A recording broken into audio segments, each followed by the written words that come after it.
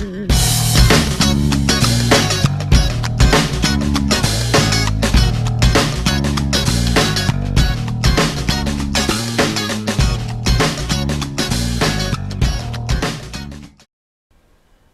డిపోలోని quota సరుకుల కోసం dealer దగ్గర లైన్ కట్టక్కర్లేదు. ఈ పాస్ మిషన్ దాని పాసుగాల అది ఎప్పుడు పనిచేస్తుందో లేదో గ్యారంటీయే లేదు.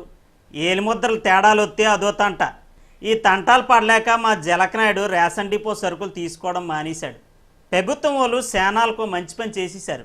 కొండ కోణంలోని గిరిజనుల్ని బాధ పెట్టడం ఎందుకని ఏ కుటుంబానికి ఎంత సరుకులు వెళ్తుందో ప్యాకింగ్లు చేసేసి పక్కనెట్టి ఇంటికి పంపించేస్తున్నారు.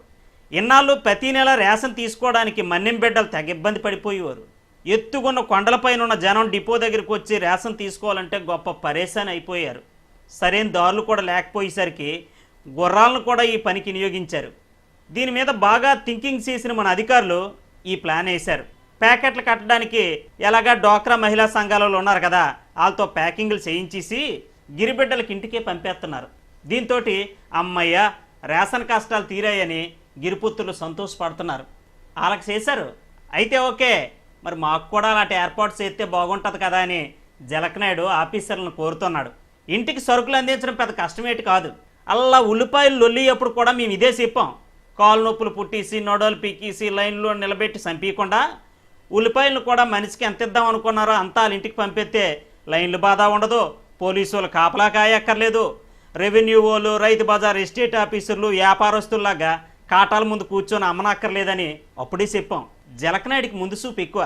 ఎలాగైతే జనానికి ఇబ్బంది ఉండదో చెప్తాడు, ఇంటే బాగుంటుంది. చూడండి, మన జాయింట్ కలెక్టరు ఎక్కడో విన్నట్టు ఉంది. మన్యంలో దీన్ని ఉపయోగించాడనమాట. సక్సెస్ అయిపోయింది. ఇది చూసి పౌర సరఫరాల మంత్రి అమ్మ పరిటాల సునీతమ్మ ఇంకొన్ని జిల్లాల్లో కూడా ఇలాగవుతుంది ఏటో చూడండి అని ఆర్డర్ వేసేసిందట. ఎందుకు అవదో తలుసుకుంటే ఏటైనా అవుద్ది. అమరావతి కట్టేయడానికి తట్టాబుట్ట ఎత్తుకునేదా? అలాగే అనుకుంటే అన్నీ అవుతాయి. పల్లెటూరులోని పట్టణాల్లోని కూడా ఈ పార్సిల్ కట్టి ఇంటికి పంపితే ఆ చంద్రబాబు పేరు, సునీతమ్మ పేరు, అధికారుల పేర్లు చెప్పుకొని కోటా సరుకులతోటి పండగ చేసుకుంటారు జనం. ఇదేటి కొత్త ఏటి? ఎవరికి ఏటి కావాలో బుక్ చేసేసుకుంటే ఇంటికొచ్చి పడేయడం లేదా? పాతకాలంలోనూ ఉంది, ఇప్పుడైతే మరీను.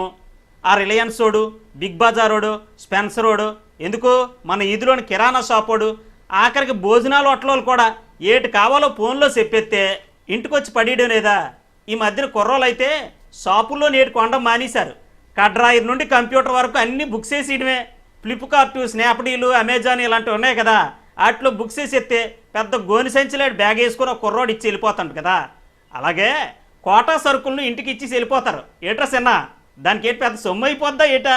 ఇలాంటి మంచి పనులు చేస్తే పేరుకి పేరు ఉంటుంది, జనాల బాధలు తీరిపోతాయి. నేను ఆ ఉల్లిపాయలప్పుడే చెప్పాను ఇలా చేయమని. అన్ని చోట్లలోనే ఇలా ప్యాకెట్లు పెట్టేస్తేనే బెటరు. నాయకులు, అధికారులారా, మీరు ఆ పనిలో ఉండండి.